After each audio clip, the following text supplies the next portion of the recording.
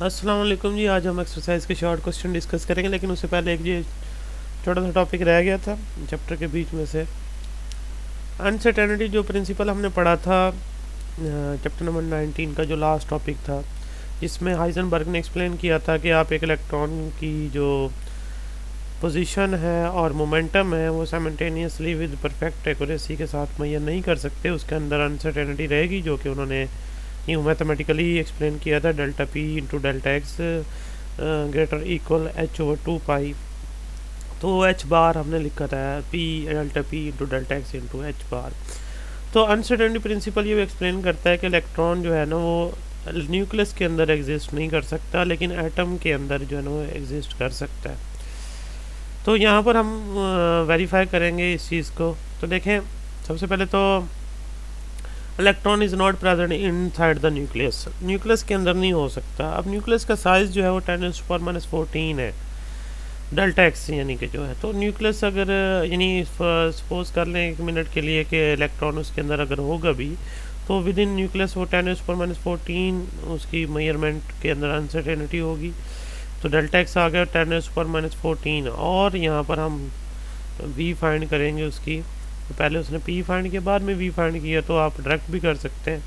तो delta P is equal to H over delta X जरा आगे डिवाइड हो गया। डेल्टा एक्स अब आपको गिवन है 10⁻⁻14 और 6.63 इंटू 10⁻⁻34 जॉल सेकेंड। तो डिवाइड करेंगे 6.63 इंटू 10⁻⁻80 किलोग्राम पर मीटर पर सेकेंड। ये इसका मोमेंटम आ गया। मोमेंटम होता है P is equal to M V. तो अब delta P is equal to M into delta V निकालेंगे, एम दूसरी तरफ जाकर डिवाइड हो जाएगा पी के नीचे। पी आपने फाइंड कर लिया यहाँ पे ये, और एम आपको पता है इलेक्ट्रॉन का 9.1 इंटू 10⁻⁻31 kg।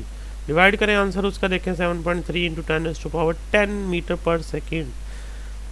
इलेक्ट्रॉन की जो ये स्पीड आई है, जो वेलोसिटी आई है, वो स्पीड ऑफ लाइट से भी ज़्यादा है, जो कि पॉसिबल नहीं है according to theory of relativity. जिस चीज़ का मास एग्जिस्ट करता है वो स्पीड ऑफ लाइट से ज़्यादा स्पीड या स्पीड ऑफ लाइट अटेन नहीं कर सकता। तो इलेक्ट्रॉन कभी भी इस तरह न्यूक्लियस के अंदर नहीं हो सकता, क्योंकि उसकी स्पीड ऑफ लाइट से ज़्यादा हो जाती है, जो कि according to theory of relativity possible नहीं है कि एक चीज़ का मास एग्जिस्ट करता हो और वो स्पीड ऑफ लाइट जो है ना अटेन कर ले या उसे क्रॉस करे। उसके बाद है existence of the electron outside the nucleus, यानी एटम के अंदर जो होगा वो तो पॉसिबल है। अब एटम का जो साइज़ है वो नॉर्मली यहाँ पर जो लिया गया है वो 5 इंटू 10⁻11 मीटर। तो इसी पोजीशन इसके अंदर हम इलेक्ट्रॉन की पोजीशन जो है वो एक्सप्लेन करेंगे। तो डेल्टा पी दोबारा से हुई है और एच ओवर डेल्टा एक्स। तो साथ ही अब देखें उसने एम पी को ओपन कर दिया, एम डेल्टा वी और डेल्टा वी उधर जाएगा, एम डिवाइड हो जाएगा। अब जो आंसर आया 1.46 इंटू 10⁻7 मीटर पर सेकेंड आया। मीन्स अब यहाँ पर जो वैल्यूज़ आई हैं स्पीड की, वो तो स्पीड ऑफ लाइट से कम है। तो इसका मतलब वो एटम के अंदर तो एग्जिस्ट कर सकता है, लेकिन न्यूक्लियस के अंदर नहीं। तो आउटसाइड द न्यूक्लियस वो एटम के अंदर डिफरेंट ऑर्बिट्स में होता है, ये हमने पढ़ा था। अब एक्सरसाइज के शॉर्ट क्वेश्चन देखिए। पहला जो क्वेश्चन है, Bohr theory of hydrogen atom is based upon सर्वल assumption, do any of these assumption contradict classical physics. Bohr theory जो है ना वो 3 असम्पशन पे डिपेंडेंट है, तो उस पर कौन सा असम्पशन जो है वो क्लासिकल फिजिक्स के साथ कंट्राडिक्ट करता है। लेकिन जो बोहर का फर्स्ट पोस्टुलेट है कि जो वो क्लासिकल फिजिक्स के साथ कंट्राडिक्ट करता है, उसके अकॉर्डिंग ये है, क्लासिकल फिजिक्स के अकॉर्डिंग ये बात है कि जब पार्टिकल मूव करता है, एक्सेलरेटेड मोशन करता है, तो एनर्जी रेडिएट करता है कॉन्टीन्यूसली। एक्सेलरेटेड इलेक्ट्रॉन जो है ना वो मस्ट भी रेडिएटिंग एनर्जी। लेकिन बोहर थ्योरी के अकॉर्डिंग इलेक्ट्रॉन जो है ना वो रेडिएट नहीं करेगा एनर्जी और मूव करेगा अराउंड द न्यूक्लियस। तो ये पहला उसका जो पोस्टुलेट है वो क्लासिकल फिजिक्स के अगेंस्ट बात है उसकी। नेक्स्ट है, what is mean by line spectrum, explain how line spectrum can be used identification of element. Line spectrum क्या होता है और डिफरेंट एलिमेंट्स जो है उनकी आइडेंटिफिकेशन के लिए कैसे यूज़ किया जाता है। लेकिन जब एक एटम जो है किसी भी एलिमेंट का वो एक्साइटेड होता है, वो एनर्जी अब्जॉर्ब करता है फोटोन की शक्ल में और एक्साइट हो जाता है, एक्साइटेड स्टेट में चला जाता है। जब वो ग्राउंड स्टेट में वापस आता है, एक्साइटेड स्टेट से वो वही एनर्जी वापस इमिट कर देता है। तो स्पेक्ट्रम जो होगा उस डेफिनेट स्पेक्ट्रल लाइन का जो उसने अब्जॉर्ब की और वापस इमिट की, और फिर उस को हम लाइन स्पेक्ट्रम का नाम देते हैं। और यहाँ पर जो स्पेक्ट्रम होता है वो डिस्क्रिएट लाइन के ऊपर मुश्तमिल है, तो हम इसलिए डिफरेंट एलिमेंट को आइडेंटिफाई कर सकते हैं क्योंकि हर एलिमेंट की ये जो स्पेक्ट्रम है, लाइन स्पेक्ट्रम, वो एक डेफिनेट वेवलेंथ के साथ है। नेक्स्ट है जी, can the electron in a ground state of hydrogen atom absorb a photon of energy 13.6 electron volt और and greater than 13.6 electron volt. कह रहा है कि हाइड्रोजन के एटम के अंदर इलेक्ट्रॉन ग्राउंड स्टेट में है तो वो 13.6 इलेक्ट्रॉन वोल्ट एनर्जी अब्जॉर्ब कर सकता है, और उससे ज़्यादा भी देखें, यस 13.6 इलेक्ट्रॉन वोल्ट अब्जॉर्ब कर सकता है, और वो ग्राउंड स्टेट जो है ना वो छोड़ेगा, आयनाइज हो जाएगा, यानी वो लीव कर देगा एटम। तो ये आयनाइजेशन एनर्जी भी है हाइड्रोजन की। तो अब अगर फ़र्ज़ करें उससे ज़्यादा एनर्जी आप देते हैं उसको, तो 13.6 इलेक्ट्रॉन वोल्ट तो आयनाइजेशन के लिए यूज़ हो जाएगी। बाकी सरप्लस एनर्जी जो होगी वो काइनेटिक एनर्जी के तौर पे साथ कैरी करेगा इलेक्ट्रॉन। नेक्स्ट है जी, how can the spectrum of the hydrogen contain so many lines when hydrogen contain one electron. Hydrogen के पास एक ही इलेक्ट्रॉन है लेकिन उसके स्पेक्ट्रम के अंदर बहुत सारी लाइंस हैं, उसकी रीज़न क्या है? लेकिन जब एक हाइड्रोजन एटॉमिक साइट होता है, मतलब जब उसका इलेक्ट्रॉन एक्साइटेड स्टेट से वापस ग्राउंड स्टेट में आता है तो वो डिफरेंट स्टेप्स के अंदर आता है। जाने में तो एक ही जंप लेता है वो, यानी ग्राउंड स्टेट से एक्साइटेड स्टेट में एक ही जंप में जाता है एब्जॉर्ब करने के बाद, लेकिन जब वापस आता है तो फिर वो डिफरेंट स्टेप्स के अंदर आता है, तो हर स्टेप के cross different line, different wavelength की जो है वो इमिट करता है, इसलिए उसके स्पेक्ट्रम के अंदर जो है ना वो मोर देन वन लाइन्स है। उसके बाद is energy conserve when an atom emit photon of light. क्या एनर्जी कंजर्व रहती है जब एक atom photon of light emit करता है? यस, जब वो एक्साइटेड स्टेट में होता है तो उसने एनर्जी अब्जॉर्ब कर रखी होती है किसी एक्सटर्नल सोर्स से। जब वो डी एक्साइटेशन करता है तो वही एनर्जी वो वापस इमिट कर देता है in the form of photon. तो जो एनर्जी उसने अब्जॉर्ब की होती है वही वापस इमिट करता है ड्यूरिंग डी एक्साइटेशन।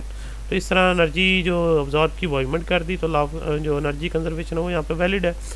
नेक्स्ट है 20.6 जो explain why glowing gas gives only certain wavelength of light and why that gas is capable of absorbing the same wavelength, give a reason why is it transparent to other wavelength.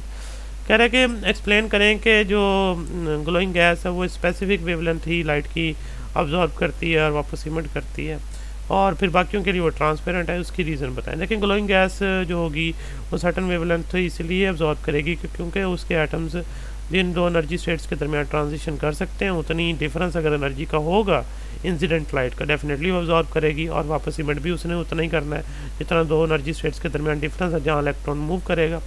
तो इसलिए atom फिर उन्हीं photon को absorb कर सकता है जिनकी energy उन दो स्टेट्स के दरमियान एनर्जी डिफरेंस के बराबर होती है। बाकी की जो फोटॉन्स होंगे बाकी डिफरेंट वेवलेंथ के या फ्रिक्वेंसीज के, उनको वो अब्जॉर्ब या इमिट नहीं कर सकता।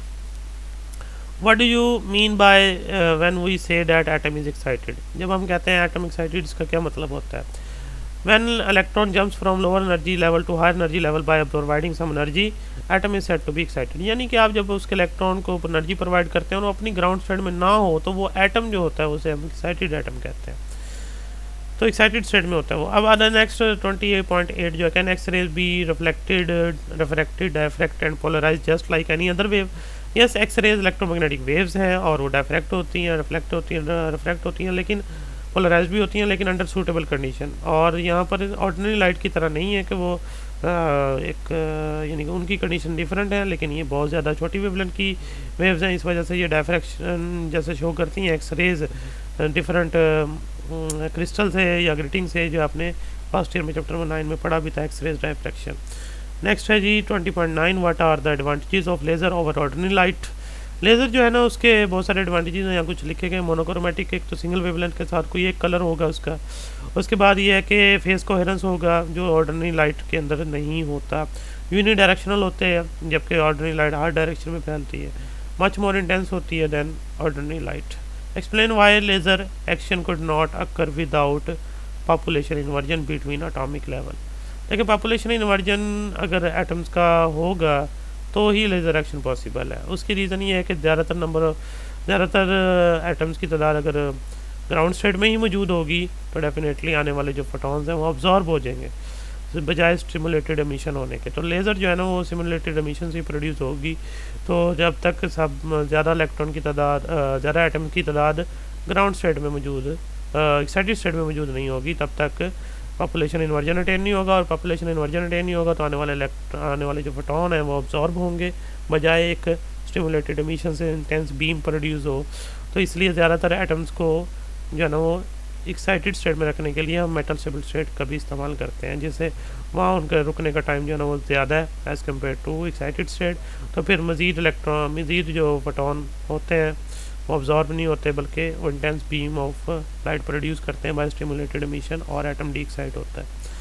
तो ये short question complete. Next exercise के जो न्यूमेरिकल्स हैं वो डिस्कस करेंगे।